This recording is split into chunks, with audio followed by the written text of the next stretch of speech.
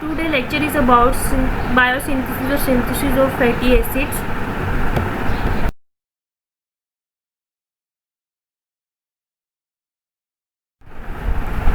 Biosynthesis of fatty acids. Fat present in the usual food supply, a large proportion of fatty acid required by the body. If the person ingests more than the required amount of calories as carbohydrate and protein, then the acetyl-CoA derived from these food components give rise to fatty acids, which are stored in the body as adipose tissue. Fatty acid synthesis occurs primarily in the liver, mammary gland, adipose tissues and kidney.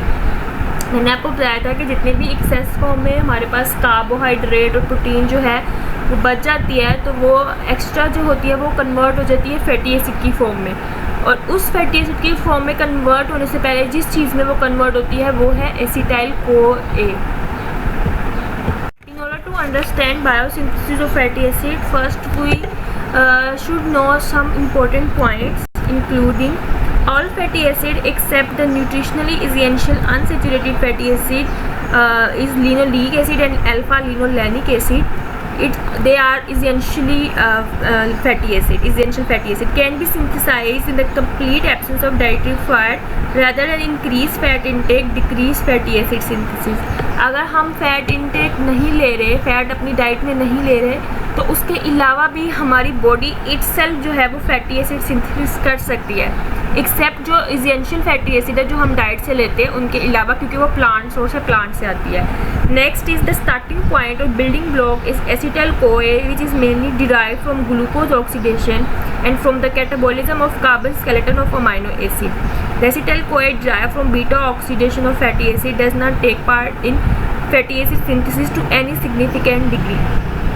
इसमें वो कह रहा है इस point में कि जो एसिटाइल-CoA है वो बिल्डिंग ब्लॉक है फैटी एसिड सिंथेसिस का. आप कह सकते हैं कि ये मेन कंपोनेंट है जिससे हर तरह की फैटी एसिड सिंथेसिस हम करते हैं. एक जब पायरुविक एसिड, जब हम ग्लूकोज की ऑक्सीडेशन करते हैं ग्लाइकोलिसिस में, एंड प्रोडक्ट बनता है हमारे पास पायरुविक एसिड, और पायरुविक एसिड जो है उसके बाद कन्वर्ट होता है एसिटाइल-CoA में. वो एसिटाइल-CoA भी हम फैटी एसिड की सिंथेसिस में यूज़ करते हैं. सेकंड, आपने प्रोटीन मेटाबॉलिज्म में मैंने आपको बताया था कि जो प्रोटीन का अमीनो एसिड का स्ट्रक्चर है उसमें दो ही चीज़ें होती हैं, एक अमोनिया होता है और एक कार्बन स्केलेटन होता है. जो अमोनिया है वो in the form of urea remove हो जाता है बॉडी में, और पीछे जो कार्बन स्केलेटन बचता है वो फिर अल्टीमेटली एसिटाइल-CoA में कन्वर्ट हो जाता है. Next is fatty acid are mostly formed outside the mitochondria in the cytosol, while the beta oxidation of fatty acid largely occur inside the mitochondrial matrix. ये एंजाइम वाले चैप्टर में भी मैंने आपको बताया था कि जितनी भी सिंथेसिस होती है किसी भी चीज़ की वो साइटोसोल में होती है, और जिनकी ब्रेकडाउन या beta oxidation in the case of fatty acid वो माइटोकॉन्ड्रिया में होती है. Next, acetyl-CoA for fatty acid synthesis is formed in the mitochondria, but it has to come to cytosol for fatty acid synthesis. The inner mitochondrial membrane is not permeable to acetyl-CoA. जो भी एसिटाइल-CoA की formation हो रही होती है वो होती है माइटोकॉन्ड्रिया में, लेकिन हमारे पास जो फैटी एसिड सिंथेसिस होती है वो होती है साइटोसोल में. ठीक है, अब फैटी एसिड की सिंथेसिस के लिए एसिटाइल-CoA चाहिए, तो फिर उसको माइटोकॉन्ड्रिया से बाहर आना पड़ेगा, और जो मेम्ब्रेन है माइटोकॉन्ड्रिया की इनर मेम्ब्रेन वो परमिएबल नहीं है एसिटाइल-CoA को, वो उसको अलाउ नहीं करती कि वो माइटोकॉन्ड्रिया से बाहर जाए. उसके लिए फिर क्या होता है कि एसिटाइल-CoA जो है वो ऑक्सैलो एसीटेट के साथ कंबाइन करता है और सिट्रिक एसिड बनाता है या सिट्रेट बनाता है, और फिर सिट्रेट ट्रांसपोर्टर के थ्रू, जो कि मेम्ब्रेन पे ट्रांसपोर्टर अटैच होते हैं सिट्रेट के, ठीक है, उनके थ्रू वो बाहर आता है माइटोकॉन्ड्रिया से साइटोसोल में. सिट्रेट जो है फिर वो दोबारा कन्वर्ट होता है ऑक्सैलो एसीटेट में और एसिटाइल-CoA में. ठीक है, एसिटाइल-CoA फिर हम फैटी एसिड की सिंथेसिस के लिए यूज़ कर लेते हैं, और जो पीछे ऑक्सैलो एसीटेट बचता है वो भी परमिएबल नहीं है माइटोकॉन्ड्रिया की मेम्ब्रेन के लिए, तो फिर पहले वो मेलेट में कन्वर्ट होता है, और फिर वो माइटोकॉन्ड्रिया के अंदर जाता है, और फिर ये सारा प्रोसेस इसी तरह चलता जाता है, और एसिटाइल-CoA फैटी एसिड की सिंथेसिस के लिए हमें मिलता जाता है. In the biosynthesis of fatty acid, molecule of acetyl-CoA condense with each other producing successively larger fatty acid molecules. These require a presence of fatty acid synthesis complex. इस पूरे को हम कहते हैं फैटी एसिड सिंथेज कम्प्लेक्स, जिसमें several enzyme और कुछ कोई फैक्टर भी इन्वॉल्व होते हैं, जिनमें carbon dioxide, biotin, manganese ion, NADPH और ACPH है। ACP क्या है? ये एसाइल कैरियर प्रोटीन है, और जिस तरह हम कोए के साथ SH लगाते हैं जो कि एक्टिवली केमिकल रिएक्शन में पार्टिसिपेट करता है, इसी तरह जो SH ग्रुप है जिसे हम थायोसल्फेट ग्रुप भी कहते हैं, ये डिफरेंट कंपाउंड के साथ कंबाइन करता है और उसको एक्टिव फॉर्म देता है। Next is biosynthesis of saturated fatty acid. अब जिस तरह मैंने आपको बताया कि जितने भी फैटी एसिड्स हैं उनकी सिंथेसिस के लिए जो एसिटाइल कोए है वो है बिल्डिंग ब्लॉक, ठीक है, वो प्रिकर्सर है, उसी से ओरिजिनेट होते हैं, ठीक है। तो हम सैचुरेटेड फैटी एसिड की बात करें तो उसमें हम पामिटिक एसिड की सिंथेसिस की बात करेंगे कि पामिटिक एसिड जो कि 16 कार्बन स्ट्रक्चर है वो कैसे बनेगा सैचुरेटेड फैटी एसिड जिनमें डबल बॉन्ड प्रेजेंट नहीं होता। अब पामिटिक एसिड्स की सिंथेसिस के लिए दो चीज़ें सबसे ज़्यादा पहले इंपॉर्टेंट हैं, उनमें है एसिटाइल कोए, एक तो जिसके बारे में मैंने आपको पीछे बताया है, दूसरा है मेलोनिल कोए। एसिटाइल कोए तो आ गया कार्बोहाइड्रेट की मेटाबॉलिज्म से, प्रोटीन की मेटाबॉलिज्म से, फैटी एसिड की मेटाबॉलिज्म से। मेलोनिल कोए कहाँ से आता है? मेलोनिल आता है जब हम एसिटाइल कोए की कार्बोक्सिलेशन करते हैं, मतलब उसमें कार्बन डाइऑक्साइड की एडिशन कराते हैं, ठीक है। एसिटाइल कोए जो है वो 2 कार्बन स्ट्रक्चर है और जो मेलोनिल कोए है वो 3 कार्बन स्ट्रक्चर है, ठीक है। तो 2 कार्बन से 3 कार्बन स्ट्रक्चर बनाने के लिए हमें क्या करना पड़ेगा? हमें कार्बन ऐड करना पड़ेगा, और वो कार्बन हम ऐड करते हैं in the form of carbon dioxide by the enzyme of carboxylase, ठीक है। और जब हम कार्बोक्सिलेशन करते हैं तो वो मेलोनिल कोए की सिंथेसिस होती है। ये हो गया फर्स्ट स्टेप, ठीक है। अब इस रिएक्शन के लिए हमें जो चाहिए होती है कोफैक्टर, उसमें है बायोटीन और मैंगनीज। एसिटाइल कोए और कार्बन डाइऑक्साइड की एडिशन हो रही है, साथ हमें चाहिए ATP जो कि इस रिएक्शन को कैरी फॉरवर्ड कराएगा, ठीक है। ये जो है ये कमिटेड स्टेप है फैटी एसिड की सिंथेसिस में। जो एसिटाइल कोए कार्बोक्सिलेज है वो एक्टिव होता है सिट्रेट से और इंसुलिन से, ठीक है, क्योंकि सिट्रेट जो है वो डिक्रीज कर देता है ग्लाइकोलिसिस को, ठीक है, और इंक्रीज कर देता है फैटी एसिड सिंथेसिस को। और इसके अलावा अगर हमारे पास एक्सेस फॉर्म में पामिटिक एसिड प्रेजेंट है तो भी ये एंजाइम इनहिबिट होगा। अगर हम हाई कार्बोहाइड्रेट डाइट ले रहे हैं और लो फैट डाइट ले रहे हैं तो फिर ये एंजाइम जो है एक्टिव हो जाएगा ज़्यादा, मतलब कार्बोहाइड्रेट और लो फैट डाइट जो है वो एक्टिवेट करती है इस एंजाइम को, कार्बोक्सिलेज एंजाइम को।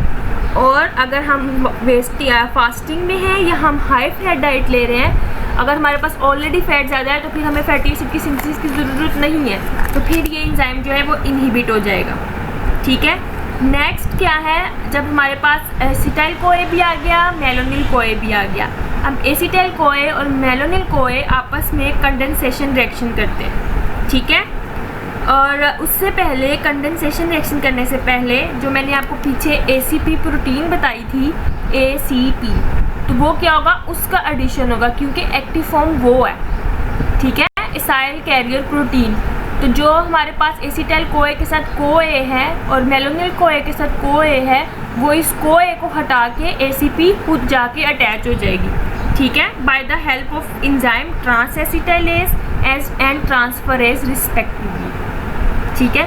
अब नेक्स्ट है कि जो हमारे पास एसिटाइल ACP बन गया है और मेलोनिल ACP बन गया है। अब एसिटाइल ACP और मेलोनिल ACP जो है वो आपस में कंडेंस करते हैं। कंडेंस के बाद मतलब है आपस में जुड़ते हैं, ठीक है, कंडेंस करते हैं। और वो किस तरह होता है? वो इस तरह होता है कि कंडेंसेशन रिएक्शन के थ्रू अब एसिटाइल कोए जो है हमारे एसिटाइल ACP जो है वो हमारे पास 2 कार्बन स्ट्रक्चर है, ठीक है, और मेलोनिल जो कोए ACP है वो हमारे पास 3 कार्बन स्ट्रक्चर है, ठीक है। लेकिन जो हमारे पास रिजल्टेंट बनता है, जो प्रोडक्ट बनता है, वो 4 कार्बन स्ट्रक्चर बनता है, जिसे हम कहते हैं बीटा कीटो एसिटो एसिटाइल ACP, ठीक है। एसिटो एसिटाइल ACP जो है वो 4 कार्बन स्ट्रक्चर है। तो बनने तो 5 चाहिए थे, तो वो 1 कार्बन जो बच जाता है वो कार्बन डाइऑक्साइड की फॉर्म में एलिमिनेट हो जाता है, ठीक है। और हमारे पास ACP भी दोनों के साथ अटैच था, तो एक ACP भी रिमूव हो जाता है, एक ACP रह जाता है, जिसे हम कहते हैं एसिटो एसिटाइल ACP। जो एंजाइम इसमें यूज़ होता है उसे हम कहते हैं beta keto acyl ACP synthase, ठीक है, आप इसे सिंथेज भी कह सकते हैं या पूरा प्रॉपर नाम भी लिख सकते हैं। ठीक है, अब जो एसीटोएसीटाइल एसीपी बना है ये हो गया हमारे पास 4 कार्बन स्ट्रक्चर। ठीक है, उसके बाद जो हमारे पास एसीटोएसीटाइल बना है उसकी होगी रिडक्शन। ठीक है, अब उस रिडक्शन का क्या मतलब हुआ, हमने इसमें हाइड्रोजन ऐड कराया है। ठीक है, एसीटोएसीटाइल एसीपी के स्ट्रक्चर में हमने रिडक्शन कराई है, हमने उसमें एक हाइड्रोजन जो है वो ऐड कराया है। अब उस हाइड्रोजन के ऐड होने से जो प्रोडक्ट हमारे पास बनता है उसे हम कहते हैं बीटा हाइड्रोक्सी ब्यूट्रिल एसीपी। ठीक है, और जो एंजाइम यूज हो रहा है सबको पता है वो है रिडक्टेज। ठीक है, beta hydroxy butyryl ACP. Beta hydroxy का क्या मतलब है कि जो बीटा कार्बन है उसके ऊपर हाइड्रोक्सिल ग्रुप अटैच है। ठीक है, अब रिडक्शन के बाद जो नेक्स्ट स्टेप है वो उसमें होती है डिहाइड्रेशन। ठीक है, उस डिहाइड्रेशन के रिजल्ट में क्या होगा, वाटर रिमूव होगा। वाटर रिमूव होगा तो हमारे पास पीछे डबल बॉन्ड बन जाएगा। ठीक है, और जो प्रोडक्ट बनता है उसे हम कहते हैं ट्रांस ब्यूटेनॉइल एसीपी, और जो एंजाइम यहाँ यूज होता है उसे हम कहते हैं डिहाइड्रेटेज। नेक्स्ट जो है हमारे पास दोबारा ब्यूटेनॉइल की जो है वो रिडक्शन होगी और जो हमारे पास रिजल्ट आएगा वो है ब्यूट्रिल एसीपी। इस सब में जो एंजाइम यूज हो रहे हैं और जो पीछे मैंने आपको कोफैक्टर बताया है इन सबको मिला के हम कहते हैं फैटी एसिड सिंथेज कम्प्लेक्स। मैं रिपीट करती हूँ कि क्या किया है पूरे प्रोसीजर को, फिर मैं आगे बताती हूँ। सबसे पहले क्या होता है, सबसे पहले होता है कि जो हमारे पास एसिटाइल कोए आता है और जो मेलोनिल कोए आता है, एसिटाइल कोए की कार्बोक्सिलेशन से हमारे पास आता है मेलोनिल कोए। ठीक है, फिर जो इनके कोए हैं उनको रिप्लेस करता है एसाइल कैरियर प्रोटीन। ठीक है, by the help of enzyme trans acetylase and transferases.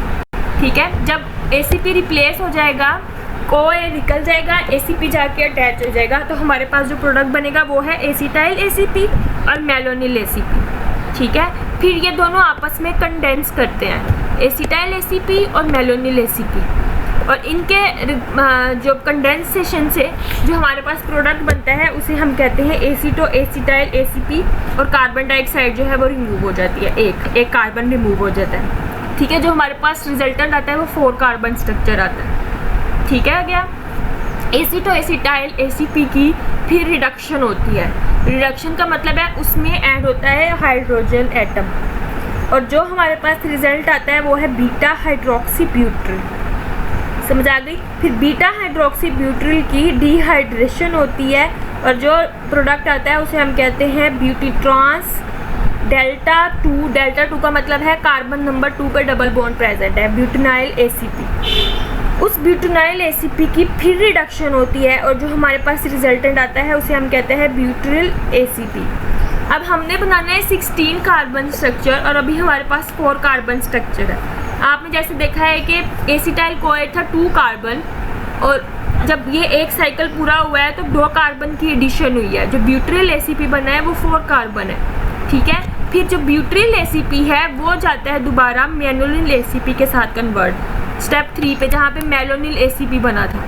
ठीक है, अब एसिटाइल कोए अटैच नहीं होगा क्योंकि एसिटाइल कोए तो ब्यूट्रिल में कन्वर्ट हो गया है। अब एसिटाइल कोए की जगह ब्यूट्रिल एसीपी जाएगा, वो कंबाइन करेगा मेलोनिल एसीपी के साथ, फिर उसकी रिडक्शन होगी, फिर उसकी डिहाइड्रेशन होगी, फिर उसकी रिडक्शन होगी, और फिर हमारे पास 6 कार्बन स्ट्रक्चर आएगा। ठीक है, फिर जो 6 कार्बन स्ट्रक्चर हमारे पास आएगा वो जाके दोबारा मेलोनिल एसीपी के साथ कंबाइन करेगा और फिर से रिडक्शन, डिहाइड्रेशन और रिडक्शन होगी। ये साइकिल तब तक चलता जाएगा जब तक हमारे पास 16 कार्बन स्ट्रक्चर ना आ जाए। ठीक है, लेकिन अगर एक साइकिल के रिजल्ट में हमारे पास 2 कार्बन ऐड हो रहे हैं तो 16 कार्बन स्ट्रक्चर लेने के लिए हमें इस प्रोसेस को 7 दफ़ा करना पड़ेगा।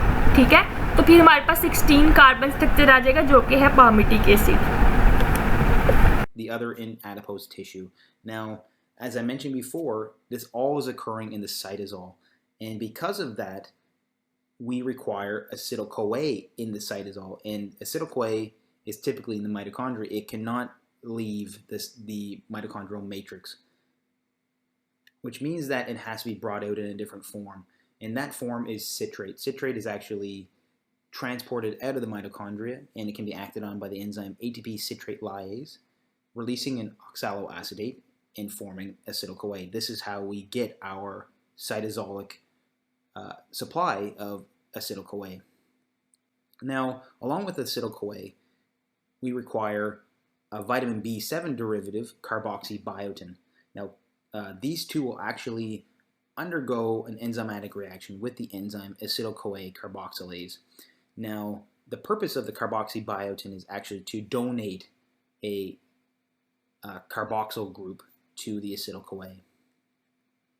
This reaction requires 1 ATP, and it forms malonyl-CoA. In the process, carboxybiotin is actually recycled into biotin, and biotin can actually be recycled back into carboxybiotin for later reactions. And the acetyl-CoA carboxylase step to form malonyl-CoA is actually the committed step of fatty acid synthesis, and it is also the rate-limiting step of fatty acid synthesis, so it is a very important step. And because it is very important, it is highly regulated. ACC is actually inhibited by glucagon, inhibited by epinephrine, palmitoyl-CoA, and also by AMPK through phosphorylation. Now, acetyl-CoA carboxylase is activated by a few different things as well. One of those is insulin. Insulin actually activates acetyl-CoA carboxylase. Citrate also activates acetyl-CoA carboxylase, which makes sense. Citrate in the cytosol would represent a precursor of acetyl-CoA and also signals to the cell that energy supply is high in the cell, so it can be stored in the fat. And another regulator, or another upregulator of acetyl-CoA carboxylase is carbohydrate response element binding protein, or ChREBP. Now, this is actually a transcription factor that actually upregulates this enzyme, and this transcription factor is itself upregulated by a couple things. One is that it's upregulated by high carbohydrate or caloric intake, but it is actually negatively inhibited by fasting. So there is a nutrient regulation on this transcription factor, which will actually regulate acetyl-CoA carboxylase. Now, once we have malonyl-CoA, malonyl-CoA is actually a potent negative regulator of fatty acid catabolism. And it does this by inhibiting CPT1. We'll get into that in the fatty acid catabolism lesson. So just remember that malonyl-CoA is a potent negative regulator of fatty acid catabolism. Now, once we have malonyl-CoA, malonyl-CoA can actually be recycled itself by the enzyme malonyl-CoA decarboxylase into acetyl-CoA and carbon dioxide. So malonyl-CoA decarboxylase can actually take malonyl-CoA and recycle the malonyl-CoA back to acetyl-CoA and carbon dioxide. Fatty acid synthesis occurs on a giant protein complex known as fatty acid synthase. Now, fatty acid synthase is about 250 to 270 kilodaltons in weight, so it is very large. Now, it actually is composed of several different moieties. One is an acyl carrier protein, or ACP, which itself has a vitamin B5 derived component we call phosphopantothionein. Now, another important binding point on this protein complex of fatty acid synthase is through a cysteine residue, and we'll get into how that occurs as well. So once we have acetyl-CoA and malonyl-CoA from an acetyl-CoA carboxylase reaction, we can go through one cycle of the fatty acid synthase protein complex, and now I'll show you how that happens. So the first thing that will happen is acetyl-CoA will actually bind to a sulfhydryl group on the phosphopantothene moiety on the acyl carrier protein of the fatty acid synthase protein complex. Now, in doing so, it has removed the coenzyme A from the acetyl-CoA, and after that, after it's bound to phosphopantothene, it'll actually shift the acetyl group to the other sulfhydryl group on fatty acid synthase. Now, once it's done that, malonyl-CoA will actually bind itself to that sulfhydryl group on the phosphopantothene moiety on the fatty acid synthase. So once these two have been bound to the fatty acid synthase protein complex, what will happen is that the acetyl group from the acetyl-CoA will actually undergo an enzymatic reaction and will actually take 2 carbons from the malonyl-CoA to form butyryl-CoA. And in doing so, it'll release the leftover carbon from the malonyl-CoA as a carbon dioxide. So what you have to remember is that the synthesis of a fatty acid chain starts with an acetyl-CoA, and the malonyl-CoA acts as a 2-carbon donor. It donates 2 carbons to the acetyl-CoA, and the 3rd carbon from malonyl-CoA is released as a carbon dioxide in the formation of butyryl-CoA. So once we have butyryl-CoA, it is a 4-carbon molecule, and all reactions in extending the fatty acid chain occur on the fatty acid synthase protein complex. So the next step is the same as this step before. It actually takes another malonyl-CoA, which is again used as a 2-carbon donor, and will actually get added. The two carbons will be added from the malonyl-CoA to the butyryl-CoA in a condensation reaction. So I have an R group here. This is just the extending of the carbon chain. We have a ketone chemical group added to this growing carbon chain. Then it undergoes a reduction reaction using NADPH. That's why we need NADPH in fatty acid synthesis. It reduces the ketone to a hydroxyl group. Then we undergo a dehydration reaction. We actually remove that hydroxyl group. And then we go through another reduction reaction with another NADPH to form our 6-carbon molecule now. So we've gone from butyryl-CoA, which is a 4-carbon molecule. We take 2 carbons from malonyl-CoA, and we end up, after 1 cycle of the fatty acid synthase enzyme, we get another molecule, but now it has 6 carbons. And this just keeps going. So we go through another cycle. We use another malonyl-CoA as a 2-carbon donor, go through a condensation reaction, go through another reduction reaction, dehydration reaction, reduction reaction, all again and extending the acyl chain by 2 carbons each cycle. So when does this stop? Well, it actually stops when we get to the final product, which is palmitate, or a 16-carbon chain. So the total amount of cycles is actually 7, because 2 carbons come from malonyl-CoA each cycle, times 7, there's 14. We started with acetyl-CoA, so it comes to 16. So the summary of the fatty acid synthesis and the fatty acid synthase cycle leads us to an end product of palmitate, which is a 16-carbon saturated fatty acid. 0 means there's no double bonds. There are a total of 7 cycles in the fatty acid synthase reactions, or the fatty acid synthesis cycle. There's actually 7 cycles, because again we start with 2-carbon acetyl-CoA, and malonyl-CoA acts as a 2-carbon donor each cycle, which means we use 7 malonyl-CoAs. So that's 14 carbons plus the 2 carbons from the acetyl-CoA leads us to palmitate. And each cycle actually uses 2 NADPH. There's actually 2 reduction reactions in each cycle. That leads us to using 14 NADPH.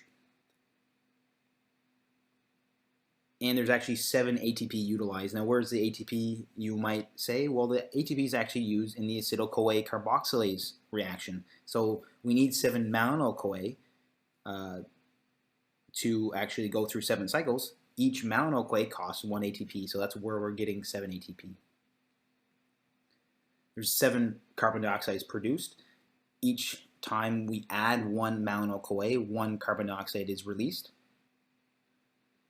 And the total equation for the reaction is as follows. 8 acetyl-CoA are utilized. We have 1 acetyl-CoA for the beginning, and 7 acetyl-CoA are used to make the 7 malonyl-CoAs. We need 14 NADPH, 7 ATP, 14 hydrogen ions, and we produce a palmitic acid, and the rest of it is just the recycled components of the reaction. Anyways, guys, I hope you found this video helpful. If you did, please like and subscribe for more videos like this one. And as always, thank you so much for watching, and have a great day.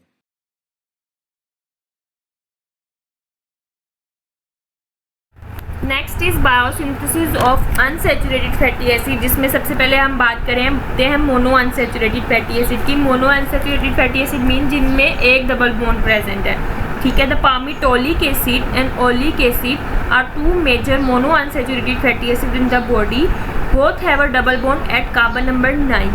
These acids are first produced as their coenzyme derivative by the oxidation of palmitoyl-CoA and stearoyl-CoA in the presence of molecular oxygen.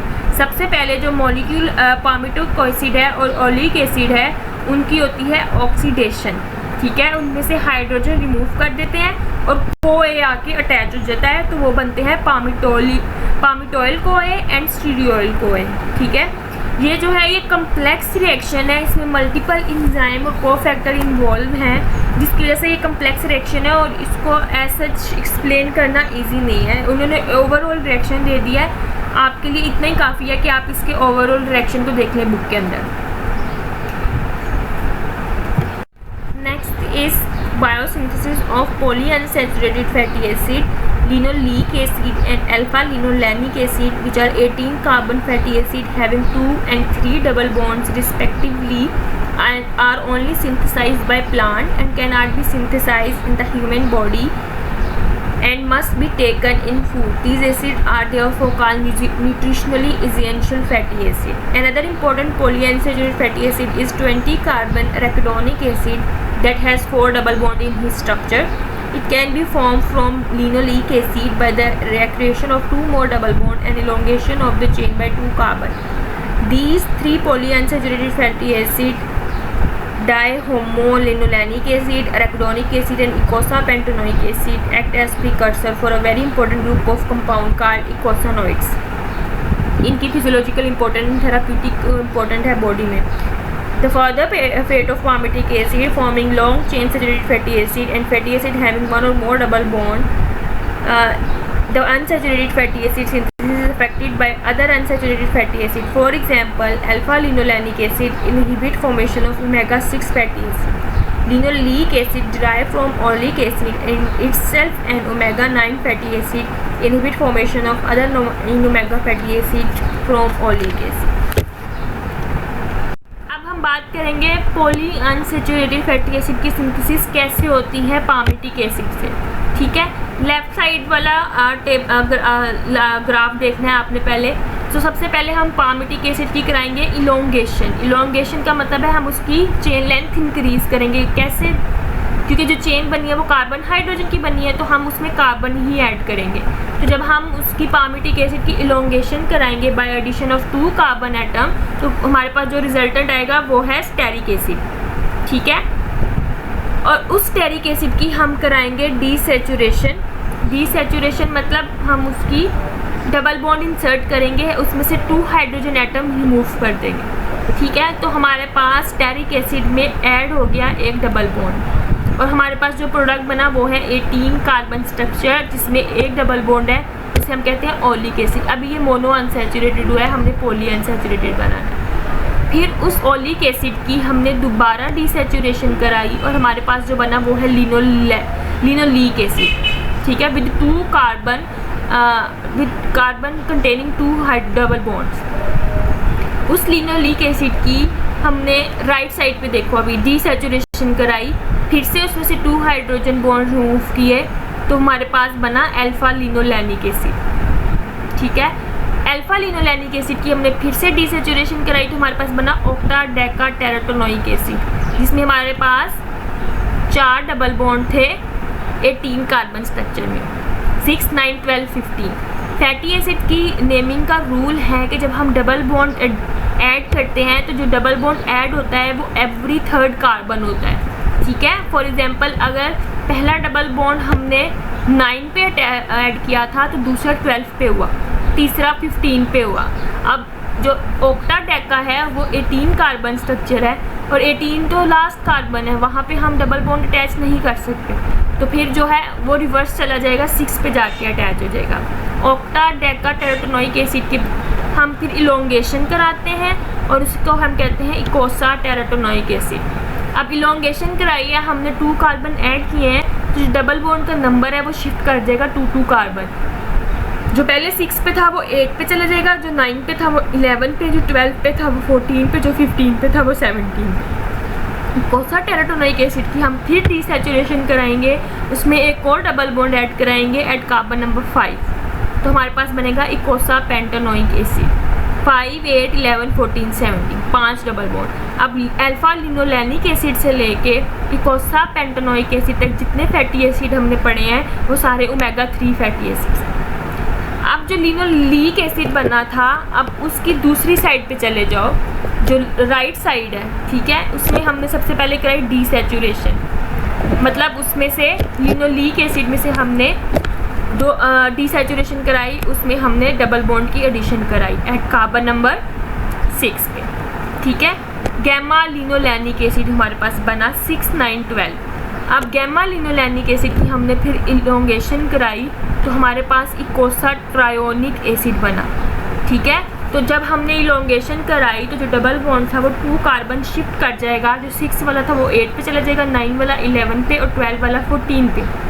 इकोसा टेराटोनोइक acid की फिर डीसैचुरेशन कराई तो हमारे पास बना इकोसा टेट्रानोइक acid, मतलब हमने एक और डबल बॉन्ड ऐड किया एट कार्बन नंबर 5, तो हमारे पास बना 5, 8, 11, 14। और गैमा लिनोलेनिक एसिड से लेके इकोसा टेराटोनोइक एसिड तक जितने फैटी एसिड हैं उन्हें हम कहते हैं ओमेगा 6 फैटी एसिड, ठीक है। अब जो हमारे पास ओलिक एसिड ऊपर बना था, जो कि सिर्फ प्लांट्स में बनते हैं, ओमेगा 9 फैटी एसिड, उनकी सिंथेसिस कैसे होती है?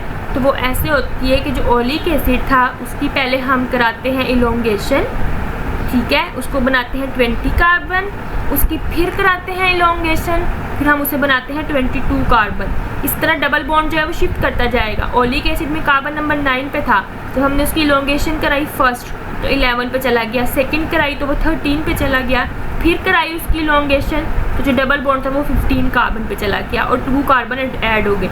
इन्हें हम कहते हैं ओमेगा 9 फैटी एसिड, ठीक है।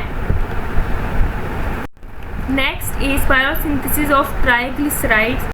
The fatty acid synthesis either in the body itself or derived from fats are esterified with glycerol derived from glycerol 3-phosphate to form triglyceride.